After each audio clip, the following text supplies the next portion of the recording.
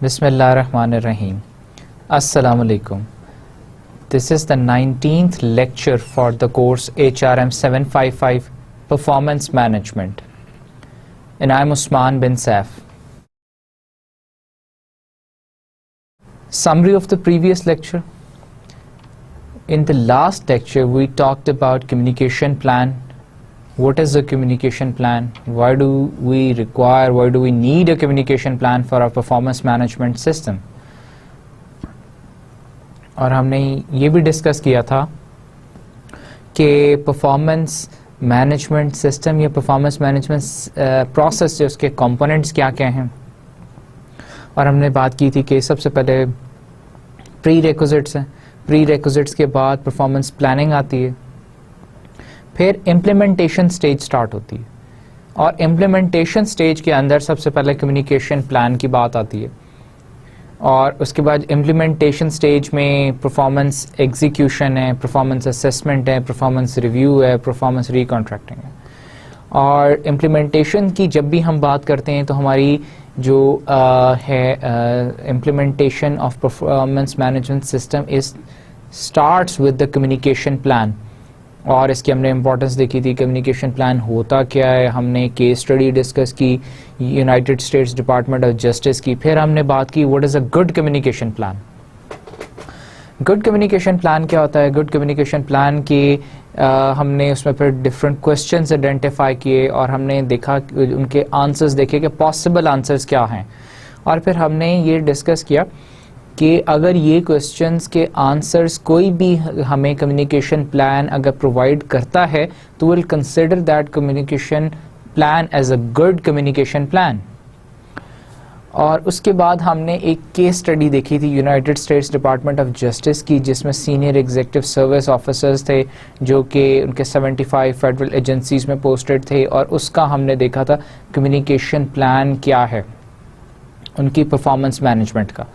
अब उसमें हमने देखा कि जो उनका कम्युनिकेशन प्लान है it is divided into 3 chapters. First chapter जो था वो it was about the journal information, second chapter जो था it was about the performance evaluation and rewards, और थर्ड चैप्टर जो था it was about the actions which will be taken in case the performance of the said officers will not be up to the mark। अगर उनकी performance अच्छी नहीं होगी तो उनके अगेंस्ट क्या क्या एक्शंस लिए जा सकते हैं।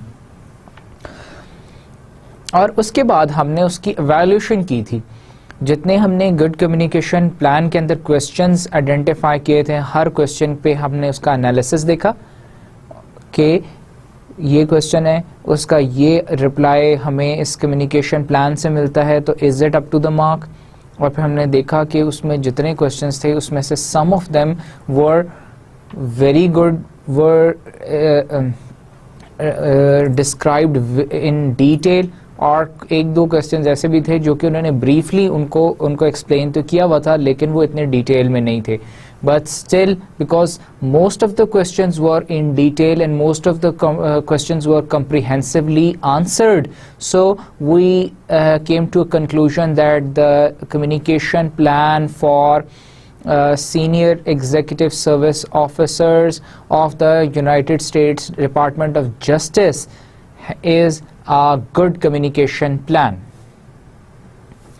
फिर हमने नेक्स्ट चीज़ देखी थी विच वाज कम्युनिकेशन बायस। हमने कम्युनिकेशन बायस पे डिस्कशन की, कम्युनिकेशन बायस होती क्या है, फिर कम्युनिकेशन बायस के हमने एग्जांपल्स देखी, केस स्टडी देखी, और हमने उसके बाद टाइप्स डिस्क्राइब की कि कम्युनिकेशन बायस की 3 टाइप्स हैं। One is selective exposure, one is selective perception and one is selective retention. Selective exposure में हमने बात की कि मैंने एक being an employee about the performance management system, अगर मैंने कोई चीज़ एक दफ़ा सोच ली कि मैंने किसी चीज़ से एग्री कर लिया कि जी performance management system is not an efficient system for an organization, इसका कोई फ़ायदा नहीं। अगर इस बात से मैंने एग्री कर लिया तो क्या है कि आप मुझे जितना मर्जी इस as being manager, as being other employee of the company या कम्युनिकेशन प्लान, आप मुझे जितना मर्जी कायल करने की, एग्री करने की कोशिश करें कि नहीं performance management system is an effective system होना चाहिए ऑर्गेनाइजेशन में, मैं कभी भी उस चीज़ से एग्री नहीं करूँगा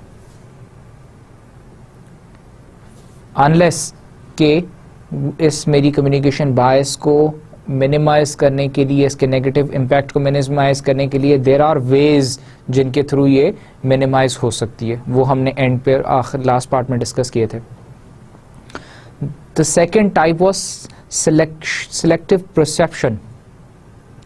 अब सिलेक्टिव परसेप्शन क्या है कि मैंने ऑलरेडी किसी चीज़ को परसीव कर लिया है. एक तो चीज़ है कि मैंने एग्री कर लिया है, एक चीज़ है कि परसीव कर लिया है. एग्री तो इस एग्री में तो हमने देखा कि जी मैंने ऑलरेडी सोच लिया कि ये ठीक नहीं है. अब मैं परसीव किसी और तरीके से कर रहा हूँ. आप मुझे as being human resource manager या as being my first manager आप मुझे डिस्क्राइब करें कि द वाइटलिटी और the importance of performance management system कि why is it vital, why is it so necessary for the company. लेकिन मुझे समझ कुछ और आ रही है, मुझे समझ ये आ रही है कि नहीं, इट इज़ नॉट इम्पॉर्टेंट. आप कुछ मुझे बताते कुछ हैं, मैं समझता कुछ और, मेरी अंडरस्टैंडिंग कुछ और है. This is selective perception. Finally हमने एक टाइप ऑफ बायस, कम्युनिकेशन बायस की एक हमने टाइप और डिस्कस की, which was selective retention. Selective retention was again very important, जिसमें सिलेक्टिव रिटेंशन में हम क्या करते हैं कि उसमें हम बात करते हैं कि जी communication plan, and communication plan talks about so many things, so many different dimensions, aspects of a performance management system. अब क्या है कि आप मुझे चार चीज़ें A B C D बताते हैं, लेकिन मुझे A B C भूल जाता है, मुझे सिर्फ D याद रहता, क्योंकि I am interested in D. आप बताते हैं कि in a communication plan आप मुझे बताते हैं कि जो परफॉर्मेंस मैनेजमेंट सिस्टम है ये क्यों कंपनी के लिए ज़रूरी है. इसलिए ज़रूरी है कि कंपनी का जो मिशन है, विज़न है और स्ट्रेटेजिक गोल्स हैं और जो एम्प्लॉय के अपने गोल्स हैं वो उस इनके साथ, मिशन विजन के साथ अलाइंड हो जाएं. एम्प्लॉय की परफॉर्मेंस इंक्रीज़ हो through training activities, through developmental plans.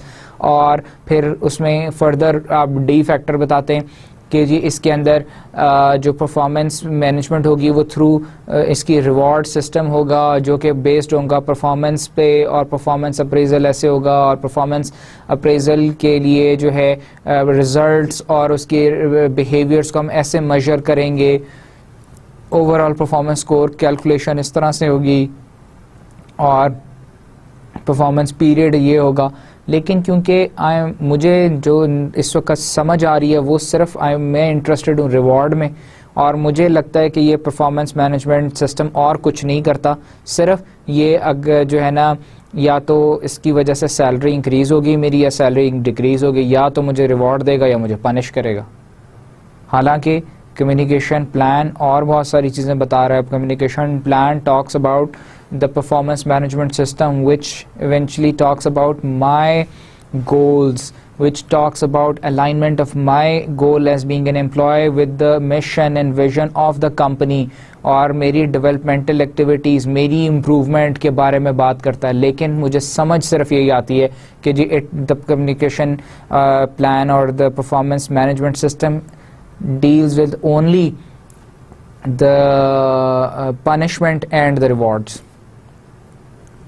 So these three types of communication biases exist in every communication plan, more or less every communication plan, unless कि you implement or the company organization implement ways to remove, to minimize the negative impact of these biases.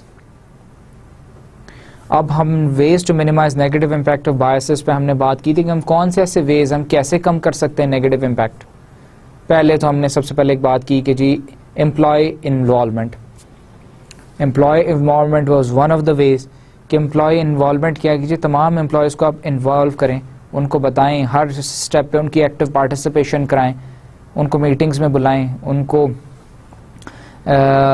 बताएं कि जी क्या performance management system है, क्या, क्यों ज़रूरी है, कैसे काम करेगा, आपके लिए क्या चीज़ें एडवांटेजेस हैं, आपके लिए बेनिफिशियल किस तरह हैं. और कंपनी के लिए बेनिफिशियल किस तरह है। आप दोनों, आपकी परफॉर्मेंस बढ़ेगी तो कंपनी की परफॉर्मेंस कैसे बढ़ेगी, आपकी परफॉर्मेंस बढ़ेगी तो आपका रिवॉर्ड सिस्टम कैसे इंक्रीज होगा। ये आप, this is one of the way. Other ways can be कि आप कॉम्प्रिहेंसिव कम्युनिकेशन हो आपकी विद द एम्प्लॉयज़, कि एम्प्लॉयज़ को आप हर चीज़ में पार्टिसिपेट करें, उनको बताएं कि परफॉर्मेंस मैनेजमेंट सिस्टम की ये स्टेजेस हैं, इस तरह इम्प्लीमेंट होगा, इस तरह ये वर्क करेगा। फिर उनको बताएं कि उनकी रोल्स और रिस्पॉन्सिबिलिटीज़ क्या क्या होंगी इसके अंदर, ह्यूमन रिसोर्स मैनेजर की या आपका जो फर्स्ट लाइन मैनेजर उसकी रिस्पॉन्सिबिलिटीज़ क्या हैं, आपकी रिस्पॉन्सिबिलिटीज़ क्या हैं। फिर आप एक और हमने वे पढ़ा था कि बार बार आप एक दफ़ा सुनने से, एक दफ़ा समझने से एम्प्लॉयज़ भूल जाते हैं, बार बार आप उनको याद कराएं कि why performance management system is necessary. फिर एक और हमने इसके अंदर वे ये पढ़ा था कि आप उस डिपार्टमेंट से कम्युनिकेशन कराएं जो कि सब बाकी जो एम्प्लॉयज़ ऑर्गेनाइजेशन के लिए एडमायरेबल हो। यूजुअली ऑर्गेनाइजेशंस में हमने ये बात डिस्कस की थी कि होता ये है कि ह्यूमन रिसोर्स डिपार्टमेंट एक होता है, और ह्यूमन रिसोर्स डिपार्टमेंट क्योंकि बाकी सारी ह्यूमन रिसोर्स के एम्प्लॉयज़ के पीछे पड़ा रहता है हर वक्त। एम्प्लॉय कोई लेट आ जाए उसको वार्निंग इशू कर रहा है, किसी की सैलरी काट रहा है किसी को, तो वो यूजुअली ह्यूमन रिसोर्स डिपार्टमेंट वाले अच्छे लोग नहीं समझे जाते, हर कोई उनके बारे में बुरा ख्याल कर रहा होता है। क्योंकि कई दफ़ा ऐसा भी हो जाता है कि ह्यूमन रिसोर्स वाले कोई ज़्यादती भी कर देते हैं, कहीं पे कोई एम्प्लॉय ने कोई गलती ना भी की हो उससे भी चार्ज कर रहे होते हैं। तो फिर और आप अगर परफॉर्मेंस मैनेजमेंट सिस्टम में कम्युनिकेशन आप थ्रू द ह्यूमन रिसोर्स करने लग जाएं जिनको ऑलरेडी एम्प्लॉयज़ अच्छा नहीं समझते, तो एम्प्लॉयज़ उसको रिटेलिएट ही करेंगे रादर देन कि एक्सेप्ट करेंगे। सो बेहतर हाल क्या होता है कि आप उस डिपार्टमेंट से कराएं जिसको सब लाइक करते हैं। सपोज आप फाइनेंस डिपार्टमेंट से करा लें, मार्केटिंग से करा लें, सेल्स से करा लें। सेल्स डिपार्टमेंट वाले कम्युनिकेट करें बाकी तमाम एम्प्लॉयज़ के साथ about the performance management system, about the performance management process. So this is one of the way जिससे कि मिनिमाइज होता है, नेगेटिव इम्पैक्ट ऑफ बायस कम होता है। सो हमने काफ़ी सारे और भी एक वेज पढ़े थे, some of them I have explained it to you. और फाइनली हमने एक देखा था कि कम्युनिकेशन प्रोसेस के बाद एक टॉपिक है अपील्स प्रोसेस, जिसको हमने लास्ट लेक्चर में सिर्फ डिफाइन किया था कि जी अपील्स होती क्या हैं, कि आप you can about your performance management. अगर आपको हमने इसमें देखा था कि हमने सिलेक्टिव रिटेंशन के अंदर भी इस चीज़ को डिस्कस किया था, इस पर हमने बात की थी कि सिलेक्टिव रिटेंशन के अंदर एक और चीज़ ये होती है कि अब क्योंकि मेरा मैनेजर, पहले तो जी परफॉर्मेंस अप्रेजल होता था, सिर्फ परफॉर्मेंस अप्रेजल ही होता था कि जो मेरा मैनेजर है वो मेरी परफॉर्मेंस लिखता था और बस उसी पे मेरी रिवॉर्ड्स और वो होती थी। अब क्योंकि मैं अब परफॉर्मेंस मैनेजमेंट सिस्टम आ गया है, इसमें और बहुत सारी चीज़ें साथ ऐड हो गई हैं, और मेरा जो मैनेजर है वो मुझे लाइक नहीं करता, तो मुझे लगता ये है कि अब वो क्योंकि मेरा बिहेवियर भी जज कर रहा है, मेरी बिहेवियर के ऊपर भी कमेंट कर रहा है और मेरी रिजल्ट्स पे भी कर रहा है। पहले तो सिर्फ रिजल्ट ओरिएंटेड था ना, before the performance management system came in, before the performance management process came in, तो manager was checking out, was assessing my result only. या मेरी सिर्फ, अगर जैसे मैं सेल्स डिपार्टमेंट, तो मेरी सिर्फ सेल्स देख रहा था कि जी मैंने उस्मान ने इस महीने में उसको टारगेट अगर 200 का दिया था तो उसने 210 किया या 200 पूरा किया या नहीं। अगर 200 पूरा किया है तो इसका मतलब सेल्स अचीव हो रही है। और अगर मैनेजर की और मेरी आपस में नहीं भी बनती तो भी मुझे फ़र्क नहीं पड़ रहा था क्योंकि मैं सेल्स पूरी कर रहा था। अब क्या है, it is a performance management system जिसमें सिर्फ मेरे रिजल्ट्स जो है असेस नहीं हो रहे, मेरा बिहेवियर भी असेस होगा, मेरे कॉम्पिटेंसीज, मेरी कॉम्पिटेंसीज के इंडिकेटर्स के पे मेरी असेसमेंट हो रही है। तो क्या है, अब मैनेजर के पास ज़्यादा लेवरेज है कि वो मेरी असेसमेंट ख़राब कर सके। तो परफॉर्मेंस मैनेजमेंट की जहाँ और बहुत सारे एडवांटेजेस हैं, अगर कम्युनिकेशन प्लान के थ्रू मुझे बताया जाता है कि परफॉर्मेंस मैनेजमेंट का ये एडवांटेज है, परफॉर्मेंस मैनेजमेंट से का ये बेनिफिट है, इसका ये हो सकता है, वो कर सकते हैं, इसमें ये ऐसे हो सकता है, लेकिन मुझे क्योंकि I am scared of my manager, तो मुझे बात सिर्फ यही समझ आ रही है कि मेरे मैनेजर ने मेरी परफॉर्मेंस ख़राब कर देनी है because of this system. So selective retention, बाकी चीज़ें मुझे भूल जाएंगी कि मेरी और क्या एडवांटेजेस हैं, ये भी मुझे भूल जाएगा कि there is an appeals process, कि अगर उसने मेरी परफॉर्मेंस ख़राब लिखी भी तो क्योंकि मैं अच्छा परफॉर्म कर रहा हूँ तो I can go into the appeals process, मैं अपील कर सकता हूँ कि जी मेरी परफॉर्मेंस ठीक गलत लिखी गई है, तो मेरी री एवैल्यूएशन करा लें, री परफॉर्मेंस असेसमेंट करा लें। सो हमने अपील्स प्रोसेस को भी डिफाइन किया और इसको रिलेट किया था सिलेक्टिव रिटेंशन के साथ। So this was what we have understood, we have learned in the previous lecture, in the last lecture. Now coming on to today's lecture, आज के लेक्चर में अब हम अपील्स प्रोसेस को कंटिन्यू करेंगे, इसको डिफाइन करेंगे, होता क्या है, कैसे अपील्स वर्क करती हैं, और फिर अपील्स में टाइप्स ऑफ इश्यूज क्या क्या आ जाते हैं, जजमेंटल इश्यूज क्या होते हैं, एडमिनिस्ट्रेटिव इश्यूज क्या हैं।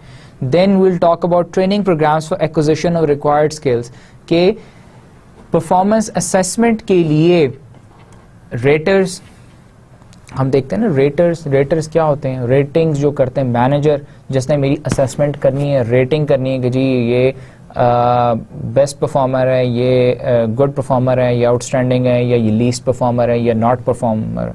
अब मेरे मैनेजर ने मेरी रेटिंग करनी है, तो रेटर के लिए ट्रेनिंग प्रोग्राम, हम उसके लिए क्या स्किल्स रिक्वायर्ड हैं, उनको हम कैसे, किन ट्रेनिंग्स के थ्रू वो स्किल्स हम रेटर के अंदर इनकलकेट कर सकते हैं। मैनेजर को कौन सी स्किल्स प्रोवाइड की जाएं तो वो बेहतर तरीके से, कौन सी ट्रेनिंग्स प्रोवाइड की जाएं तो उसमें स्किल्स डेवलप हों ताकि वो बेहतर तरीके से रेटिंग प्रोसेस कर सके, बेहतर तरीके से जो है परफॉर्मेंस एवैल्यूएशन कर सके। इस पे हम बात करेंगे, डिस्कशन करेंगे। फिर कंटेंट एरियाज के जो रेटर है, एक उसको किन एरियाज के अंदर उसकी ट्रेनिंग करानी चाहिए, किन किन एरियाज के अंदर उसके स्किल्स डेवलप करने चाहिए। और फिर रेटर एरर ट्रेनिंग, कि रेटर एरर, जो रेटर के बायसेस हैं, रेटर के एरर्स हैं, वो कैसे मिनिमाइज कर सकते हैं, उसके लिए कौन कौन सी ट्रेनिंग ज़रूरी होती हैं। तो this is all about what we will learn और will understand in this lecture. So let's start the first lecture. Appeals process. In addition to implementing a communication process, support for the performance management system can be gained by implementing an appeal process. Performance management system, हम performance management system की बात कर रहे हैं और हमने chapter number 7 is about implementation of a performance management system. इससे पहले हमने पिछले चैप्टर्स में बात की है परफॉर्मेंस मैनेजमेंट सिस्टम प्रोसेस के, हमने पहले दो कंपोनेंट्स देखे हैं कि प्री रिक्विजिट्स क्या है और परफॉर्मेंस प्लानिंग क्या है। परफॉर्मेंस प्लानिंग के बाद हम जब इम्प्लीमेंटेशन पे आए तो हमने बात की कम्युनिकेशन प्लान क्या है, फिर हमने गुड कम्युनिकेशन प्लान को देखा, फिर हमने अपील्स को देखा कि अब कम्युनिकेशन प्लान बेसिकली हमने इम्प्लीमेंटेशन स्टेज में क्या बात की थी, communication plan supports the implementation of a performance management system. Appeal process क्या है, ये अगेन सपोर्ट करता है implementation of a performance management system. अब जैसे कम्युनिकेशन प्लान के थ्रू हम एम्प्लॉयज को बताते हैं कि जी why communication plan is necessary, क्यों इम्प्लीमेंट करना चाहिए, इसके एडवांटेजेस क्या हैं और बेनिफिट्स क्या हैं, परसीव बेनिफिट्स क्या हैं, एक्चुअल एक्सपेक्टेशंस क्या होंगी, कंपनी की एक्सपेक्टेशंस क्या हैं, राइट। इसी तरह अपील प्रोसेस भी हम अपने एम्प्लॉयज़ को बताते हैं कि जी इन केस आपको कोई भी प्रॉब्लम हो इस परफॉर्मेंस मैनेजमेंट सिस्टम में, so this is the process जिसके थ्रू आप अपील कर सकते हैं और आपकी अपील सुनी जाएगी और आपकी अपील के ऊपर प्रोसेस होगी, उसके ऊपर काम होगा और इवेंचुअली आपका वो प्रॉब्लम इशू रिमूव किया जाएगा। Why is it done? In order to give a confidence to the employees कि ये सिस्टम इतना मुश्किल, इतना ख़राब नहीं है, अगर कोई प्रॉब्लम या इशू आया भी तो वो ठीक करवाया जा सकता है। This is in order to gain support from the employees, so that के एम्प्लॉयज को वो ट्रस्ट, कॉन्फिडेंस दिया जाए कि अगर कोई इशू आया भी तो वो उसमें से ठीक करवाया जा सकता है, रिमूव हो सकता है। The inclusion of appeal process is important in gaining employee acceptance for the performance management system. जैसा कि मैंने अभी पहले एक्सप्लेन किया, अब परफॉर्मेंस मैनेजमेंट सिस्टम है, अब एम्प्लॉयज एक्सेप्ट करेंगे तो इम्प्लीमेंट होगा, अदरवाइज फोर्सफुली भी हम इम्प्लीमेंट कर भी लें एम्प्लॉयज़ एक्सेप्ट ना करें तो एम्प्लॉयज़ उसे क्या करेंगे, रिएक्ट करेंगे, रिटेलिएट करेंगे. Because it allows employees to understand that if there is a disagreement regarding performance rating, क्योंकि ये एम्प्लॉयज़ को एक कॉन्फिडेंस देता है, उनको एक ट्रस्ट डेवलप करता है कि अगर कोई परफॉर्मेंस रेटिंग में कोई डिसएग्रीमेंट हुआ, आपका कुछ और ख्याल है परफॉर्मेंस रेटिंग अगर आप एग्री नहीं करते, और एनी रिजल्टिंग डिसीजन और कोई भी और जो परफॉर्मेंस मैनेजमेंट से एलाइड रिलेटेड रिगार्डिंग कोई भी और कंपोनेंट है, then such disagreement can be resolved in an amicable or non-retaliatory way.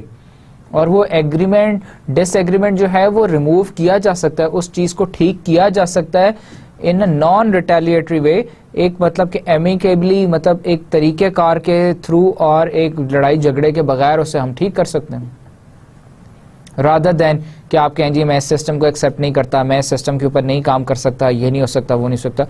आपको जो प्रॉब्लम है आप अपील करें कि जी ये प्रॉब्लम है, उसको हम उस पर बात कर सकते हैं, देख सकते हैं, उसे ठीक कर सकते हैं, हम उससे अपने प्रोसेस में उसको चेंज कर सकते हैं. सो that is why appeal process is very important. और ये इम्प्लीमेंटेशन से पहले ही जब कम्युनिकेशन प्लान बनाते हैं, कम्युनिकेशन प्लान कम्युनिकेट करते हैं पूरी ऑर्गेनाइजेशन को, तो साथ अपील प्रोसेस में उन्हें कम्युनिकेट कर देते हैं, सो दैट उनको शुरू में ही आप स्ट्राइक फर्स्ट वाला हमने कॉन्सेप्ट पढ़ा था लास्ट लेक्चर में, कि उनको पहले ही आप अगर उनको कॉन्फिडेंस दे दें कि भाई इससे पहले कि वो सोचें नेगेटिवली सोचें इस परफॉर्मेंस मैनेजमेंट सिस्टम के बारे में, आप उनको पहले ही बता देते हैं कि जी गलत सोचने की ज़रूरत नहीं है, अगर कोई भी प्रॉब्लम आपको हुआ तो हम इस तरह से इसको रिमूव कर देंगे. There is a process, rather than के एम्प्लॉय सोचें कि जी अगर ये इम्प्लीमेंट हो गया तो ऐसे हो जाएगा. भाई अगर ऐसा हो जाएगा तो हम आपको पहले ही बता रहे हैं कि कोई आपको प्रॉब्लम या इशू और डिसएग्रीमेंट आएगा तो ये प्रोसेस है, इस प्रोसेस के थ्रू आप अपना एग्रीमेंट हमारे साथ एमिकेबली जो है ठीक कर सकते हैं. The inclusion of an appeal process increases perception of the system as fair. दूसरा एक मैसेज जो तमाम एम्प्लॉयज़ को थ्रू द अपील प्रोसेस जाता है वो ये कि सिस्टम एक फेयर है, फेयर सिस्टम है. फेयर सिस्टम का मतलब शफाफ है कि इसमें कोई चीज़ गलत नहीं है, कोई चीज़ गलत होगी भी तो हम उसको ठीक करा लेंगे, सब हर चीज़ नोन है. When the appeal process is in place, employees have the ability to question two types of issues. दो तरह के issues आते हैं जब हम ये अपील प्रोसेस इनिशिएट करते हैं, स्टार्ट करते हैं. One is judgmental, other one is administrative issue.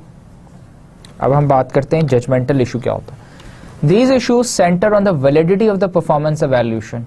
ये जो performance evaluation की गई है उसकी क्रेडिबिलिटी को बेसिकली उस पर बात करते हैं कि जी वो क्या वो जो परफॉर्मेंस एवेल्यूशन है वो वैलिड है, वो ठीक कही गई है, वो क्रेडिबल है इंफॉर्मेशन या नहीं है.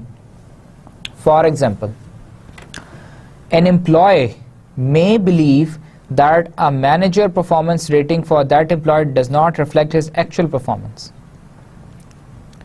कि जी एक एम्प्लॉय जो है वो अपील कर सकता है कि जी जो मैनेजर ने मेरी परफॉर्मेंस रेटिंग की है वो मेरी एक्चुअल परफॉर्मेंस नहीं बताती, मेरी एक्चुअल परफॉर्मेंस उससे कई गुना अच्छी है. या अगर मैनेजर कहता है कि परफॉर्मेंस ठीक नहीं है तो मैं अपील करता हूँ कि नहीं जी मेरी परफॉर्मेंस अच्छी है, मुझे ये टास्क दिए गए थे और ये मेरी बिहेवियरल कॉम्पिटेंसीज थी और इन ये इंडिकेटर्स थे, क्योंकि ये अब परफॉर्मेंस मैनेजमेंट सिस्टम जो है एक तो बहुत क्लियर है, कंसाइज सिस्टम होता है, इसके अंदर हर चीज़ तमाम एम्प्लॉयज़ को वेल नोन होती है. इसकी ब्यूटी ये कि परफॉर्मेंस मैनेजमेंट सिस्टम ये प्रोसेस की कि तमाम एम्प्लॉयज़ को कन्वे कर दिया जाता है कि जी ये सिस्टम है, आइंदा से आपकी परफॉर्मेंस होगी, एवेल्यूशन होगी, इन चीज़ों पे होगी, ये रिजल्ट्स हैं, आपकी रिस्पॉन्सिबिलिटी है, आपसे ये एक्सपेक्ट किया जा रहा है तो आपका रिजल्ट ऐसे कैलकुलेट होगा. ये बिहेवियरल कॉम्पिटेंसीज हैं, ये उसके इंडिकेटर्स हैं, आप किस में फॉल करते हैं उस हिसाब से आपकी रेटिंग्स कैलकुलेट होंगी. अब अगर एक एम्प्लॉय कहता है कि जी मेरे मैनेजर ने जो मेरी परफॉर्मेंस रेटिंग की है वो ठीक नहीं की है, या तो कम की है, या उसने जो रेटिंग की है मेरी उससे भी परफॉर्मेंस बेहतर है, तो वो एम्प्लॉय जो है उसमें अपील प्रोसेस में जा सकता है. दिस इज़ वन इशू जिसकी वजह से अपील्स की जाती हैं. जजमेंटल है कि जजमेंट पे है कि जी मेरे जो मैनेजर उसकी जजमेंट ठीक नहीं है. दैट इज़ वाई अपील कर रहा हूँ मैं एज एन एम्प्लॉय, मैं अपील कर रहा हूँ in the system. Other one is administrative issue. These issues involve where the policies and procedures were followed.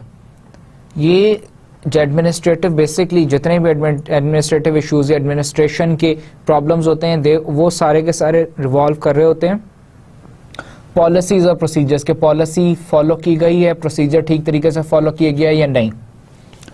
For example, इसकी एग्जाम्पल हम देखते हैं. An employee may argue that her supervisor did not meet with her as frequently as he had with other co-workers and that the feedback he is receiving about her performance is not as thorough as that received by her co-workers.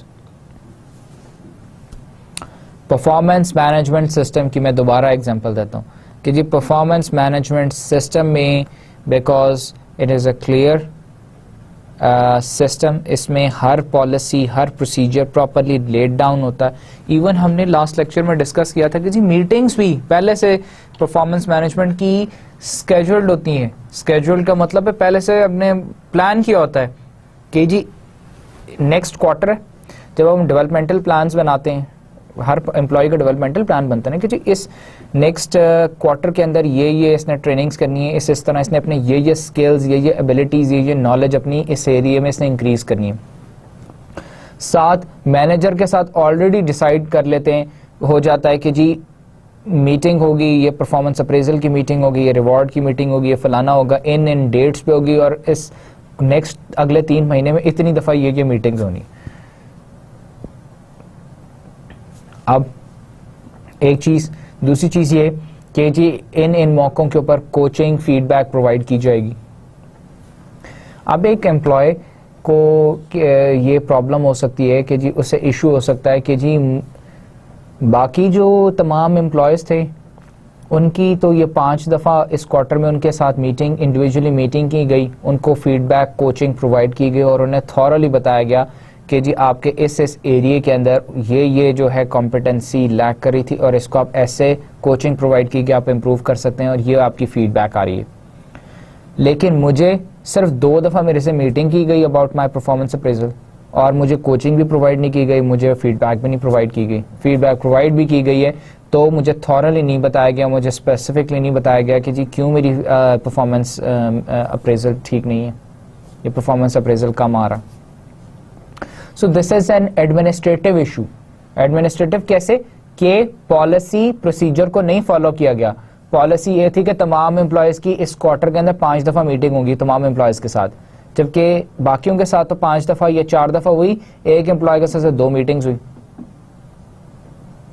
So appeals एक तो की जाती हैं judgemental issues की वजह से, एक की जाती हैं एडमिनिस्ट्रेटिव इश्यूज की वजह से. जजमेंटल इश्यूज क्या हैं कि जी मैनेजर ने की जजमेंट ठीक नहीं थी, उसने मेरी परफॉर्मेंस अप्रेजल ठीक नहीं किया. एडमिनिस्ट्रेटिव इश्यूज क्या हैं कि जी पॉलिसी या प्रोसीजर्स नहीं ठीक फॉलो किए गए, इस वजह से एम्प्लॉय जो होता है वो अपील करता है, अपील प्रोसेस में जाता है. Typically when the appeal is first filed, typically जब आमतौर पे ये होता है कि अपील जब पहले फाइल की जाती है, the HR department serves as a mediator between the employee and the supervisor.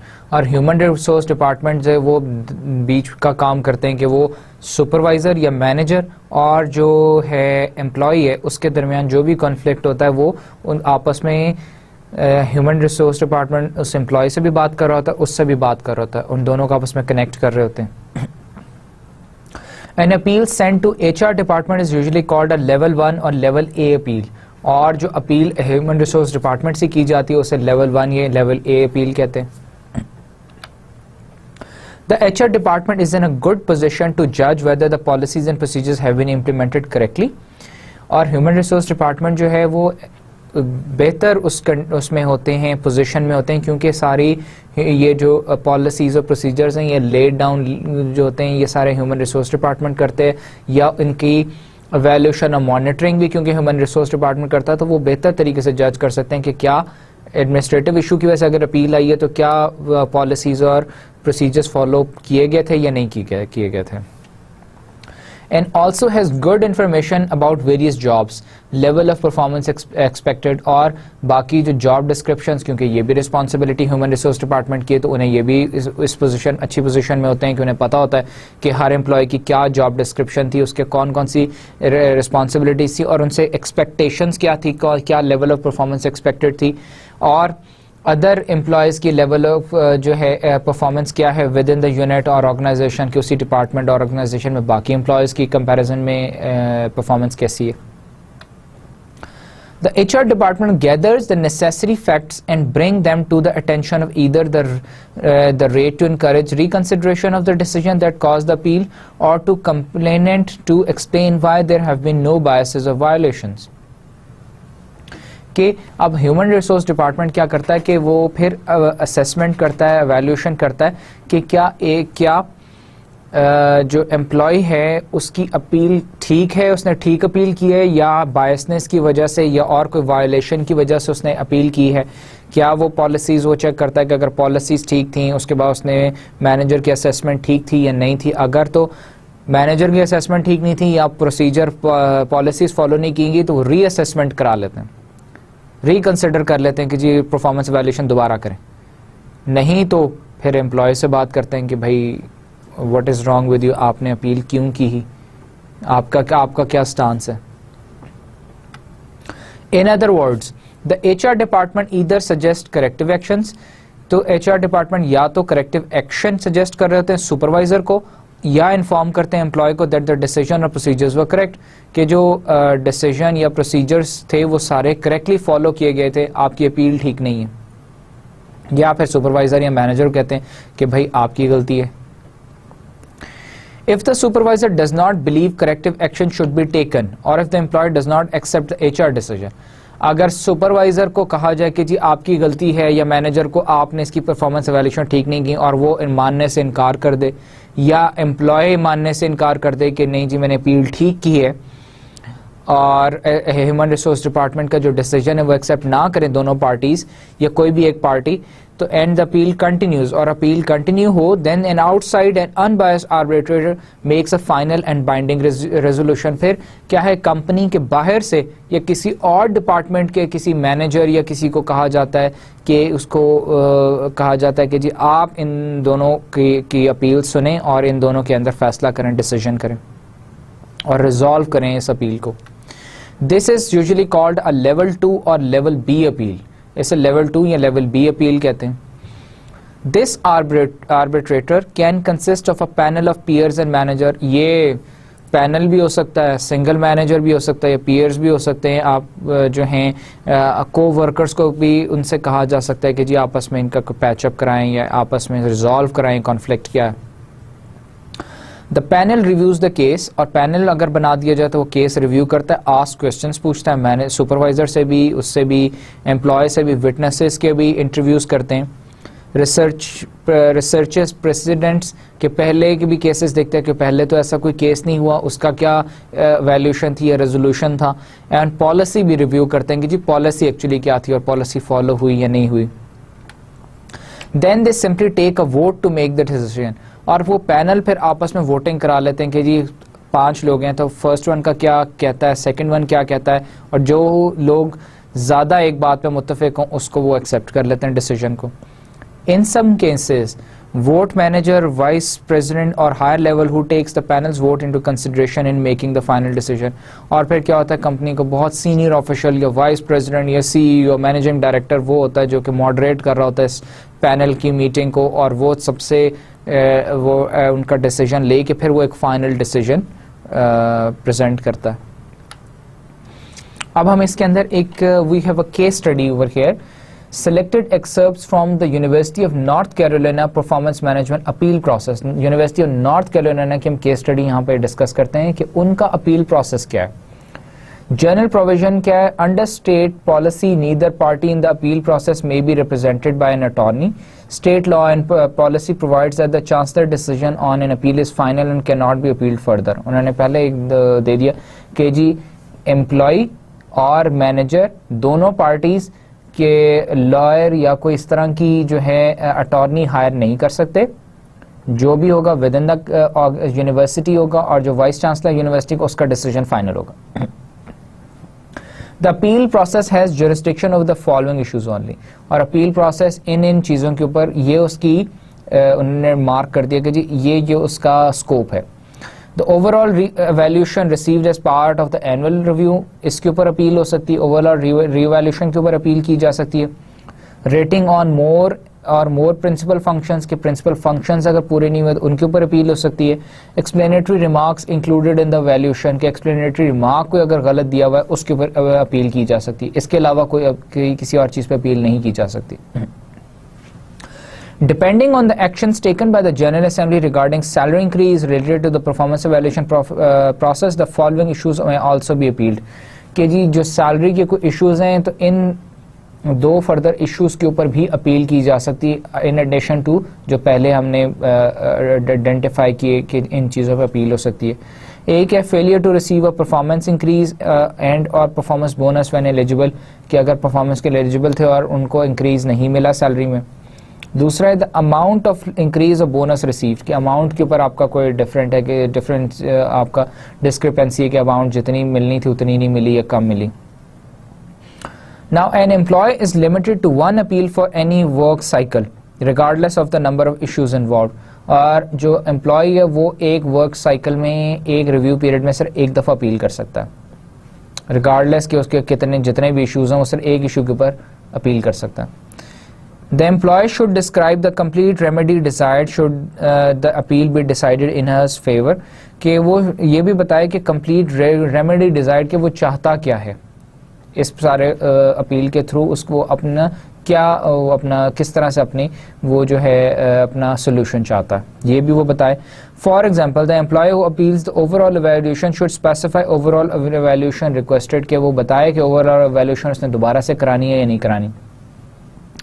If such an overall evaluation would result in eligibility for a performance increase, an increased percentage should be stated as part of the remedy requested in the appeal, कि वो अगर चाहता है कि उसकी overall evaluation की जाए तो ये भी बताए कि ओवरऑल evaluation की वजह से अगर उसकी सैलरी में कोई इंक्रीज होगा तो कितने परसेंट इंक्रीज हो जाता है, कितने परसेंट इंक्रीज होना चाहिए। By request and within the management approval, an employee may be granted a maximum of 12 hours off from regular duties for processing an appeal under his appeal process without any loss of pay and without charge to leave, और वो 12 घंटे अपनी office job से छुट्टी कर सकता है अपनी अपील को परसू करने के लिए। इससे ज़्यादा अगर करेगा तो उसकी सैलरी भी कटेगी और उसको फिर लीव लेनी पड़ेगी। परफॉर्मेंस मैनेजमेंट रिव्यू बोर्ड, ये हम बात करें यूनिवर्सिटी ऑफ नॉर्थ कैरोलिना की परफॉर्मेंस मैनेजमेंट सिस्टम में अपील प्रोसेस की।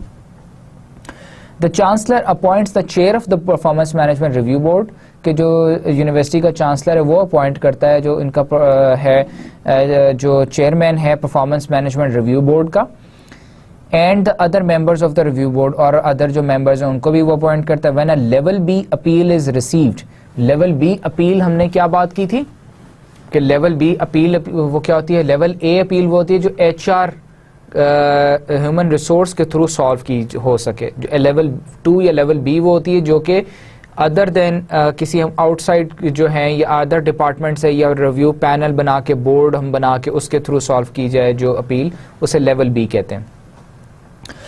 The board chair selects a 3-member panel, जो वहाँ का जो रिव्यू उनकी कमेटी है उसका जो चेयरमैन है वो 3 मेंबर की कमेटी एक बना देते हैं और एक अपॉइंट कर देते हैं पैनल लीडर बना देते हैं।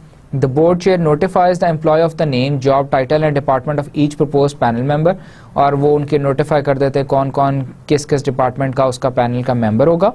The employee has the right to disqualify up to 2 proposed members by notifying the board chair before the date stated in the letter of notification, कि जो चेयरमैन जिन लोगों को अपॉइंट करे जिस एम्प्लॉय ने अपील की है वो बीच में से 3 लोगों का पैनल है, उनमें से 2 लोगों के अगेंस्ट वो कंप्लेन कर सकता है कि जी मुझे ये 2 लोग नहीं चाहिए, कोई और 2 लोग आप अपॉइंट करें, वो उनको 2 को डिस्क्वालीफाई करा सकता है।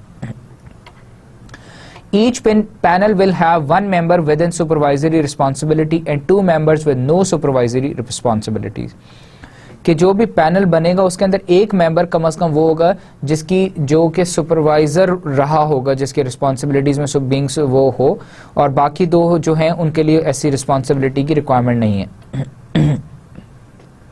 No member of the panel will be from the employee's own department, और जो एम्प्लॉय के डिपार्टमेंट से कोई मेंबर नहीं होगा। Any member may be designated panel leader, और किसी भी तीनों में से किसी को भी पैनल लीडर बनाया जा सकता है। The panel determines what information is needed, और पैनल ये देखेगा कि कौन सी इंफॉर्मेशन रिक्वायर्ड है इस अपील को प्रोसेस करने के लिए। The involve parties must provide the information requested bye the panel, और जो पार्टीज इन्वॉल्व होंगी जिसमें एक एम्प्लॉय है या सुपरवाइजर या उसका मैनेजर है, वो जो इन्फॉर्मेशन उनसे मांगी जाए वो इन्फॉर्मेशन प्रोवाइड करने के जिम्मेदार होंगे। The panel leader notifies the employee and the department head in writing of the hearing date and location, और वो डिपार्टमेंट के हेड को इन राइटिंग इन्फॉर्म करता है पैनल लीडर के किस दिन इस एम्प्लॉय और इस मैनेजर की हियरिंग होगी या किस दिन अपील प्रोसेस होगी। Every effort must be made to arrange for a timely hearing, और हर कोशिश की जाती है कि जल्द से जल्द जो है वो हियरिंग हो सके। The level be hearing is confidential, और ये जो हियरिंग होती है ये कॉन्फिडेंशियल होती है। It is not open to the media और other persons whose attendance is not approved in advance by the panel leader, और ऐसी किसी भी रिव्यू कमेटी की मीटिंग के अंदर मीडिया या किसी ऐसे शख्स के जिसकी वहाँ ज़रूरत ना हो उसको अंदर आने की इजाज़त नहीं होती अनलेस के पैनल लीडर उसकी इजाज़त दे। The employee, the department head and supervisors involved in the performance review are allowed to appear in person at the hearing. Department का जो हेड है, मैनेजर, सुपरवाइजर है, वो और एम्प्लॉय को वहाँ पे परफॉर्मेंस रिव्यू के अंदर उनको अपीयर होने के लिए की जो है इजाज़त होती है। However any party may elect not to appear and have the panel level B's recommendation based only on documentation presented to the panel। लेकिन ये जो तीनों हैं डिपार्टमेंट का हेड, सुपरवाइजर, मैनेजर जिसके खिलाफ कंप्लेंट की गई है और जो एम्प्लॉय है, ये तीनों को इजाज़त होती है कि वो तीनों उसमें कमेटी के जो रिव्यू प्रोसेस उसके अंदर हियरिंग के अंदर वो वहाँ हाजिर हों। अगर तीनों में से कोई भी नहीं आना चाहता और वो चाहता है कि जो उनको डॉक्यूमेंटेशन इन्फॉर्मेशन प्रोवाइड की गई उसी के बेस पे डिसीजन लिया जाए, तो वो किसी भी अपनी जगह किसी को भी इलेक्ट करके भेज सकते हैं कि उनकी जगह जाके वो हियरिंग अटेंड कर लें।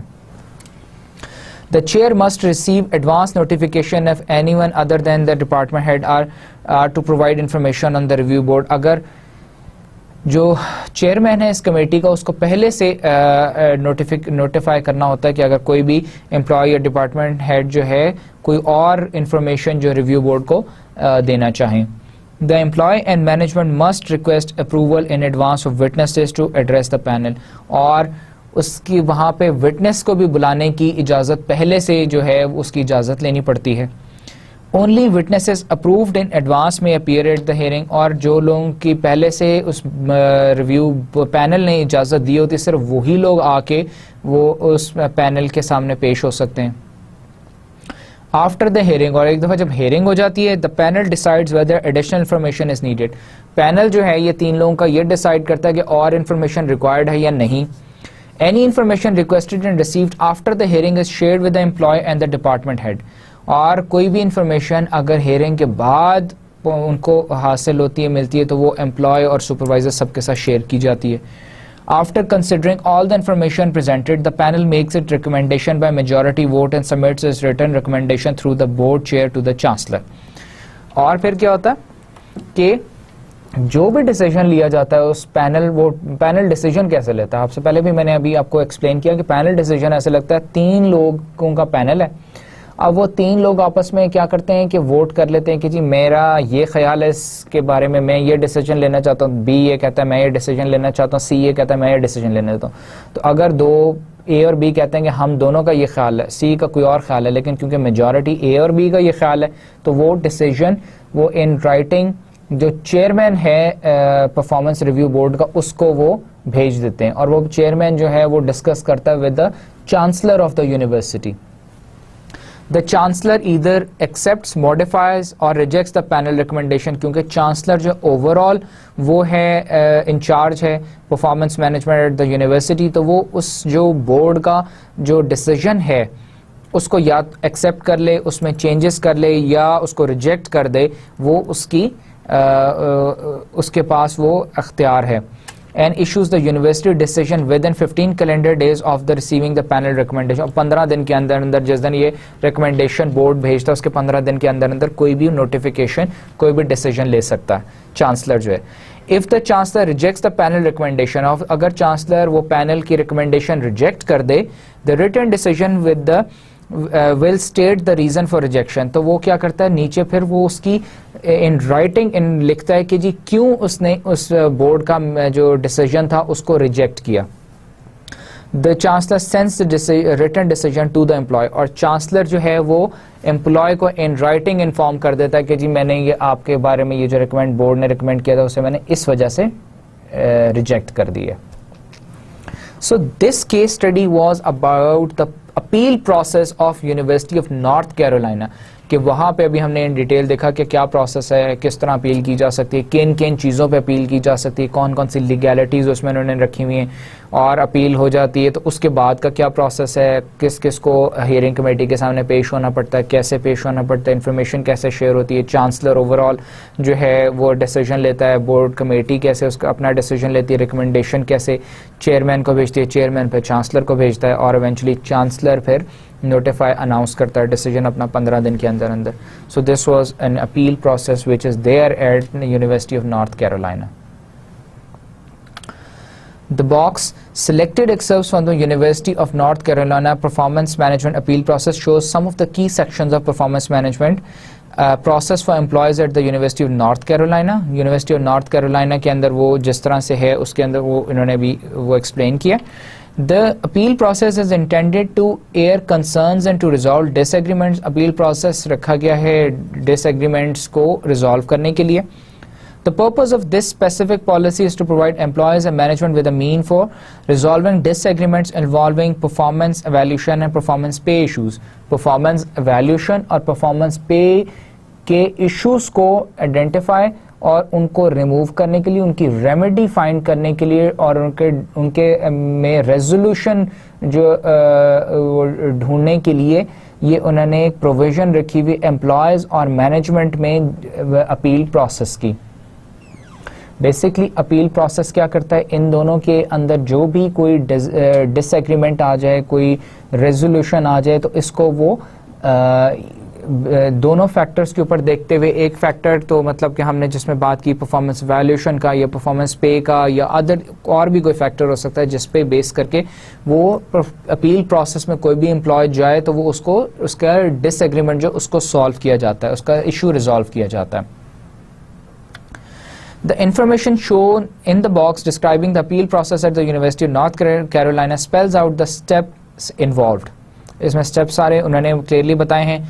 The timeline that should be followed, के timeline एक तो step बताए हुए हैं कि अपील का प्रोसेस क्या है, पहला क्या स्टेप है, दूसरा क्या, तीसरा क्या, चौथा क्या, टाइमलाइन कितनी देर में अपील प्रोसेस हो जाएगी, various outcomes that could be expected कि क्या क्या आउटकम्स हो सकते हैं. एक आउटकम ये हो सकता है कि जी आपकी रीएवैल्यूएशन करा ली जाए, एक है कि वो जो है रिजेक्ट कर हो जाए आपकी अपील या कुछ और. Given that such a policy is in place, अगर ऐसी अपील प्रोसेस की पॉलिसी परफॉर्मेंस मैनेजमेंट सिस्टम में मौजूद हो, employees are given assurance, employees को एक एश्योरेंस हो जाती है कि if there is an appeal, कि अगर अपील वो करें, the case will be treated fairly and as objectively as possible, कि उनका केस जो है शफाफ तरीके से और ऑब्जेक्टिवली उनका जो है वो सॉल्व होगा. Once again, this should help gain support for the performance management system, और ये appeal process performance management system की को सपोर्ट करने के लिए बहुत करामत साबित होती है. Now, coming to the next topic, which is training programs for acquisition of required skills. अब हमने रेटर्स की बात की थी कि जी रेटर्स जो हैं वो एरर्स भी कर सकते हैं, जानबूझ के भी और अनइंटेंशनली भी, इंटेंशनली भी. अब उनकी रेटिंग प्रोसेस को इम्प्रूव, उनका जो रेटिंग का तरीक़ेकार है उसको इम्प्रूव करने के लिए कौन सी स्किल्स उनको रिक्वायर्ड हैं, उन स्किल्स को हम कैसे उनके अंदर इम्पार्ट कर सकते हैं, उनकी स्किल्स कैसे इम्प्रूव कर सकते हैं through trainings. Training the raters is another step necessary in preparing for launching of the performance management system. अब परफॉर्मेंस मैनेजमेंट सिस्टम हमने लॉन्च करना है, इम्प्लीमेंट करना है. हम चैप्टर नंबर 7 के अंदर बात हमने शुरू की थी चैप्टर नंबर 7 में कि जी हमने परफॉर्मेंस मैनेजमेंट सिस्टम अब इम्प्लीमेंट करना है. इम्प्लीमेंटेशन के लिए हमने बात की कि सबसे पहले तो कम्युनिकेशन प्लान बनाते हैं. गुड कम्युनिकेशन प्लान चाहिए सो दैट हम सपोर्ट हासिल कर सके अपने परफॉर्मेंस मैनेजमेंट सिस्टम को इम्प्लीमेंट करने के लिए. फिर हमने बात की कि अपील प्रोसेस होना चाहिए. Appeal process is mandatory so that employees को पता हो कि जी ये प्रोसेस जो है साफ होगा, शफाफ होगा और इसके अंदर कोई भी अगर प्रॉब्लम डिसएग्रीमेंट आता है तो उसे रिजॉल्व किया जा सकता. अगेन हम सपोर्ट एक्वायर कर रहे हैं एम्प्लॉयज़ से for the performance management system.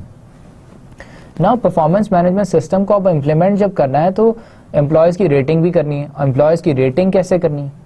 Rating के लिए मैनेजर्स ने करनी है. मैनेजर्स को ट्रेनिंग रिक्वायर्ड है. मैनेजर्स को जब तक बताएंगे नहीं, उनको सिखाएंगे नहीं कि भाई इस तरह से ट्रेनिंग, इस तरह से रेटिंग की जा सकती है, तो वो जब रेटिंग अगर बगैर सिखाए वो रेटिंग करेंगे तो मोस्टली हो सकता है कि वो रेटिंग ठीक ना करें.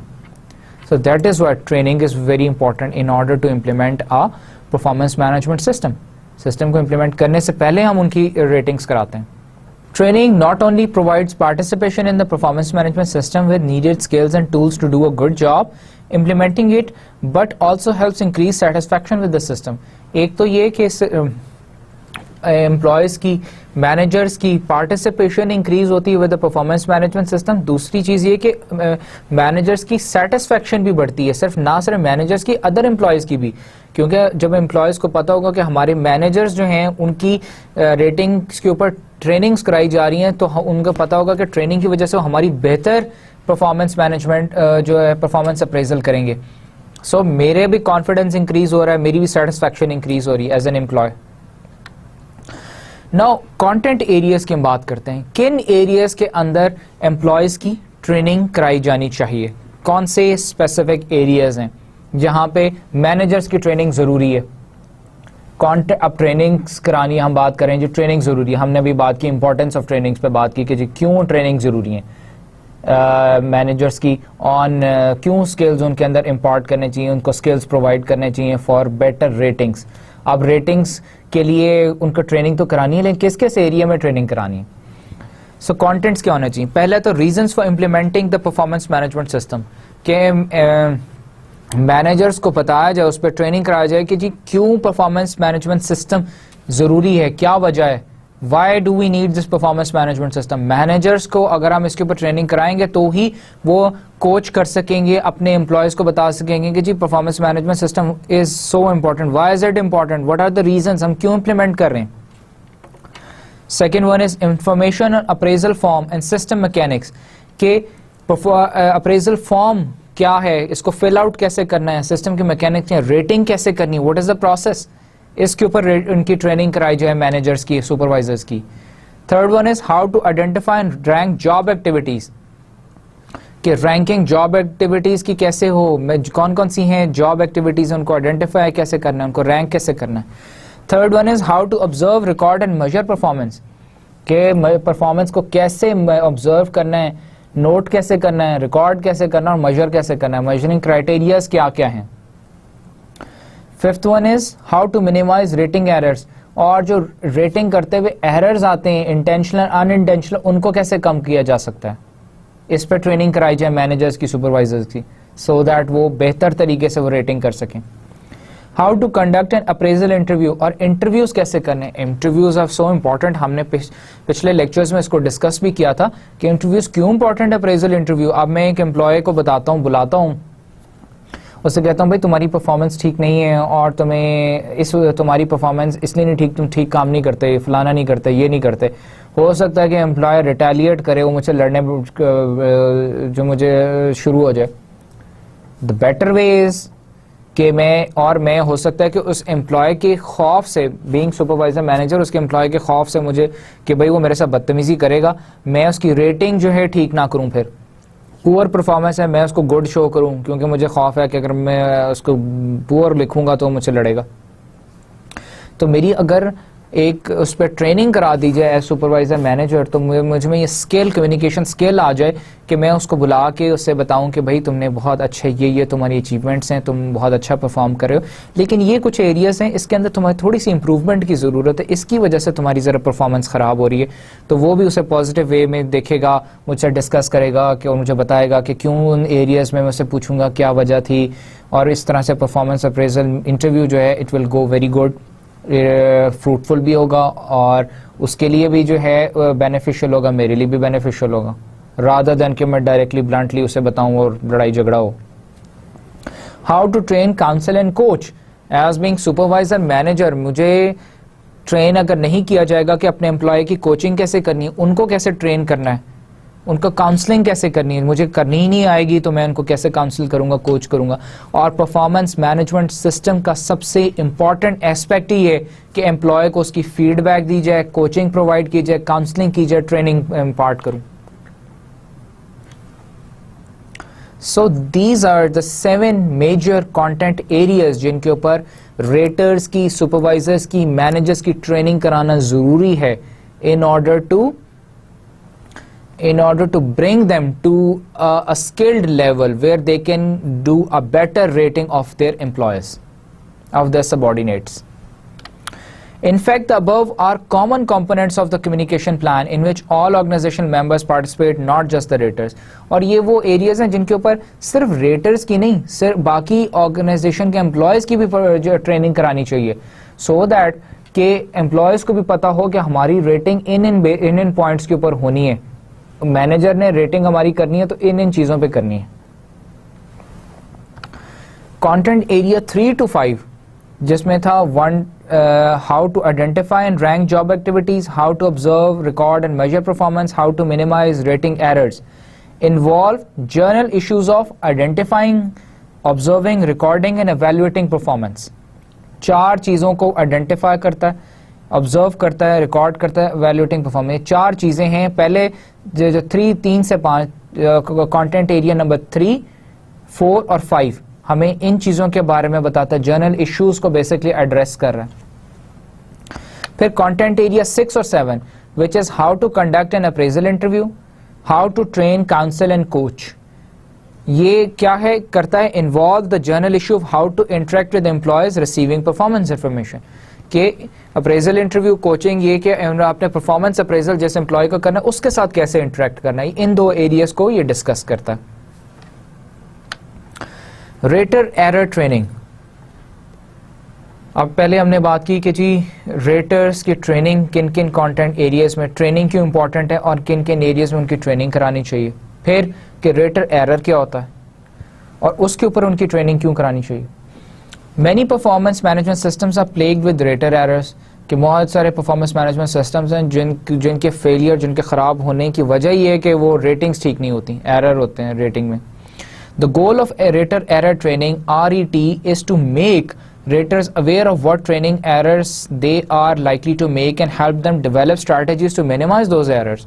और रेटर्स की उनके एरर्स के ऊपर ट्रेनिंग कराने का मकसद ये है कि वो उनको आइडेंटिफाई किया जाए, बताया जाए मैनेजर्स को, सुपरवाइजर्स को, ना सिर्फ मैनेजर सुपरवाइजर्स को, एम्प्लॉयज को भी, कि भाई इस तरह के रेटिंग करते हुए इस तरह के एरर्स आप कर सकते हैं। आइडेंटिफाई किया जाए कि जी ये एरर आप जब रेटिंग कर रहे होंगे तो आप इस तरह के एरर्स भी you are likely to make, इस तरह के एरर्स भी you are likely to make, इस तरह के एरर्स भी you are likely to make, इस तरह ये एरर्स आप कर सकते हैं।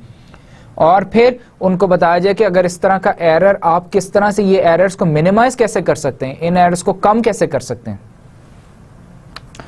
The goal of RET, raters error training, is to increase rating accuracy by making raters aware of unintentional errors they are likely to make। और इनकी RET जो है रेटर्स एरर ट्रेनिंग कराने का मकसद ये है कि ताकि उनकी एक्यूरेसी बढ़ सके और अनइंटेंशनल एरर्स जितने हैं वो कम हो सके। RET typically includes definition of most typical errors and a description of possible causes for those errors. Basically इस ट्रेनिंग में क्या होता है, आइडेंटिफाई करते हैं कि जी मोस्ट कॉमन टिपिकल एरर्स कौन कौन से हैं जो कि एरर्स यूजुअली लोग करते हैं और उनकी वजह क्या है कि वो एरर्स क्यों वो करते हैं. Such programs allow trainees to view examples of common errors and to review suggestions on how to avoid making errors. कि उसमें एग्जांपल्स दी जाते हैं कि ये एरर है, इस वजह से हुआ है और इस वजह से आप ये एरर नहीं, आप ये इस तरह का इस तरीके से आप इस एरर को रिमूव कर सकते हैं या मिनिमाइज कर सकते हैं. इन ट्रेनिंग्स का ये फ़ायदा है. This can be done by showing videotaped vignettes designed to elicit rating error and asking trainees to fill out appraisal forms regarding the situation that they observed on the videotapes. और उनको videos movies भी दिखाई जा सकती हैं एक situation की कि एम्प्लॉय की कि जिस तरह की परफॉर्मेंस है, अब ये परफॉर्मेंस अप्रेजल फॉर्म है, आपने इसको फिल आउट करना है और फिर देखें कि आप वो एरर करते हैं या नहीं करते. Finally, a comparison is made between the ratings provided by the trainees and the correct ratings. और वो वीडियो टेप से उनको जो एक सिचुएशन दिखाई गई और उसके बाद परफॉर्मेंस अप्रेजल फॉर्म उनसे फिल कराया गया, फिर उसको कंपेयर करते हैं कि जी जो एक्चुअल रेटिंग है, करेक्ट रेटिंग उस सिचुएशन की क्या थी और आपने उसकी रेटिंग क्या की, और फिर एरर आइडेंटिफाई करते हैं कहाँ आपने एरर किया. इस तरह से उनको प्रैक्टिस कराई जाती है बेसिकली सो दैट कि वो next time actual situation, real situation में जब वो अपने एम्प्लॉय की परफॉर्मेंस रेटिंग कर रहे हों तो वो उस एरर को क्या कहते हैं इंटेंशनली उसको रिमूव कर सकें, मिनिमाइज कर सकें. The trainer then explain why the error took place. और ट्रेनर उसके बाद एक्सप्लेन करता है कि वो एरर क्यों उसने किया, which specific errors were made and ways to overcome the errors in future. और जो ट्रेनर होता है वो उनको बताता है जो ट्रेनीज को कि एरर क्यों हुआ, आइंदा इस एरर को ख़त्म करने, रिमूव करने का क्या तरीका है. RAT does not guarantee increased accuracy. और ये एरर ट्रेनिंग जो है ये गारंटी नहीं करता कि जी इसके बाद आइंदा एरर कोई नहीं होगा, ये सिर्फ मिनिमाइज कर सकते हैं हम ट्रेनिंग्स के थ्रू एरर्स को. Raters do become aware of the possible errors they can make, but because many of the errors are unintentional, बहुत से एरर क्योंकि पॉसिबल ह्यूमन एक इंसान के लिए पॉसिबल तो है कि एरर्स को कम से कम कर सके, लेकिन अनइंटेंशनली भी बहुत सारे एरर्स कर जाता है. Simple awareness of errors does not mean that errors will not be made. उनको एरर्स को आइडेंटिफाई कर देना, उनको समझा देना कि ये एरर्स नहीं आइंदा करने, इस बात की गारंटी नहीं है कि वो आइंदा उन एरर्स को नहीं करेगा. Nevertheless, it may be useful to expose raters to the range of possible errors. लेकिन फिर भी रेटर्स की ट्रेनिंग अगर हम एरर्स पे करा दें तो हम ये पॉसिबिलिटी है कि वो एरर्स को, क्योंकि वो जान लेगा कि ये आइडेंटिफाई हो जाएंगे, ये एरर्स एक परफॉर्मेंस अप्रेजल में हो सकते हैं और इनको इस तरह से कम किया जा सकता है. तो आइंदा अगर वो रेटिंग्स करते हुए उन एरर्स का ख्याल रखे कि वो एरर्स ना अकर हों. तो इस वजह से रेटर्स की एरर्स के ऊपर ट्रेनिंग कराना ज़रूरी है. It is important. Now we have come to the last part of today's lecture, which is about the summary, what we have learned in what we have understood in today's lecture. We talked about the appeal process. Appeal process क्यों ज़रूरी है, उसकी क्या importance है और उसका procedure क्या है. फिर हमने बात की कि टाइप्स ऑफ इश्यूज क्या आते हैं अपील प्रोसेस के अंदर. जजमेंटल इश्यूज हैं, एडमिनिस्ट्रेटिव. जजमेंटल हमने में बात की थी कि जी manager, supervisor tends to make mistakes, वो आपकी रेटिंग ठीक नहीं करता, रेटिंग कम ज़्यादा कर देता है, तो आप उसके अगेंस्ट उसकी वजह से अपील करते हैं. एडमिनिस्ट्रेटिव हैं कि आपके प्रोसीजर या पॉलिसी फॉलो नहीं हुई, उसकी वजह से आप जो है अपील प्रोसेस में जाते हैं. फिर हमने बात की कि why importance of training programmes for the acquisition of required skills, कि हम वाई इट इज़ इम्पॉर्टेंट कि हम मैनेजर्स, सुपरवाइजर्स की ट्रेनिंग कराएं. इसके ऊपर जो है ये रेटर्स की हम ट्रेनिंग कराएं टॉपिक्स, डिफरेंट टॉपिक्स के ऊपर, सो दैट कि वो बेहतर तरीके से रेटिंग्स कर सकें. ना सिर्फ फिर मैनेजर, सुपरवाइजर्स की, बल्कि एम्प्लॉयज़ की भी हम रेटिंग्स के ऊपर जो है रेटिंग प्रोसीजर के ऊपर, रेटिंग के कंटेंट्स टॉपिक्स के ऊपर हम ट्रेनिंग कराएं. फिर हमने बात की कौन कौन से एरियाज़ हैं जिनके ऊपर रेटर्स की ट्रेनिंग कराना जो है एसेंशियल है, ज़रूरी होता है, और उन एरियाज़ को हमने आइडेंटिफाई किया. फिर एवेंचुअली हमने बात की कि रेटर्स एरर ट्रेनिंग, कि एरर्स तो बहरहाल बिकॉज ट्रेनर जो है, जो ये है मैनेजर और सुपरवाइज़र है, वो ह्यूमन है, वो रेटिंग एरर्स तो फिर भी वो करता है, लेकिन अगर उनकी उस एरर्स को आइडेंटिफाई किया जाए, उसके लिए उसको उन एरर्स को आइडेंटिफाई करके उसको मिटिगेशन स्ट्रैटेजीज उनके उसको मिनिमाइज करने के तरीके वेज अगर मैनेजर सुपरवाइजर को बताए जाएं, तो वो नेक्स्ट टाइम जब रेटिंग करेगा तो वो उन चीज़ों का मोस्ट प्रोबेबली ख्याल रखेगा और वो रेटिंग्स में कम से कम एरर्स होंगे. So we have come to the end of this session. Thank you very much.